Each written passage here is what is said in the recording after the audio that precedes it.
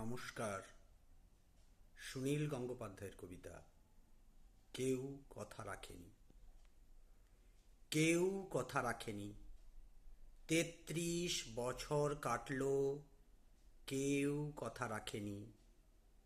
ছেলেবেলায় এক বষ্টুমি তার আগমনী গান হঠাৎ থামিয়ে বলেছিল, শুক্লা দ্বাদশীর দিন অন্তরাটুকু শুনিয়ে যাবে। তারপর কত চন্দ্রভূক অমাবস্যা চলে গেল, কিন্তু সেই বষ্টুমি আর এলো না। ২৫ বছর প্রতীক্ষায় আছি।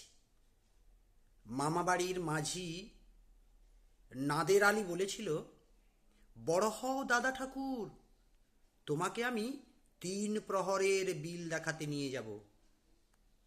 সেখানে পদ্ম ফুলের মাথায় সাপ আর ভ্রমরের খেলা করে।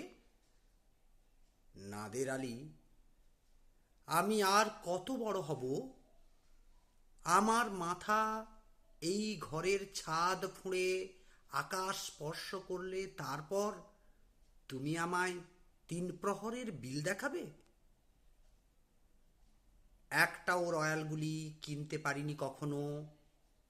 লাঠি লজেন্স দেখিয়ে দেখিয়ে চুষেছে লস্কর বাড়ির ছেলেরা।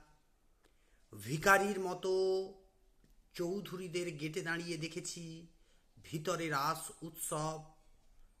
অবিরল রঙের ধারার মধ্যে সুবর্ণ কঙ্কণ পরা ফর্সা রমণীরা কত রকম আমোদে হেসেছে। আমার দিকে তারা ফিরেও চায়নি। বাবা আমার কাঁধ ছুঁয়ে বলেছিলেন, দেখিস একদিন আমরাও। বাবা এখন অন্ধ, আমাদের দেখা হয়নি কিছুই। সেই রয়্যালগুলি, সেই লাঠি লজেন্স, সেই রাস উৎসব আমায় কেউ ফিরিয়ে দেবে না? বুকের মধ্যে সুগন্ধি রুমাল রেখে বরুণা বলেছিল, যেদিন আমায় সত্যিকারের ভালোবাসবে সেদিন আমার বুকেও এরকম আতরের গন্ধ হবে। ভালোবাসার জন্য আমি হাতের মুঠোয় প্রাণ নিয়েছি। দুরন্ত ষাঁড়ের চোখে বেঁধেছি লাল কাপড়। বিশ্ব সংসার তন্ন তন্ন করে খুঁজে এনেছি ১০৮টি নীল পদ্ম। তবুও কথা রাখেনি বরুণা।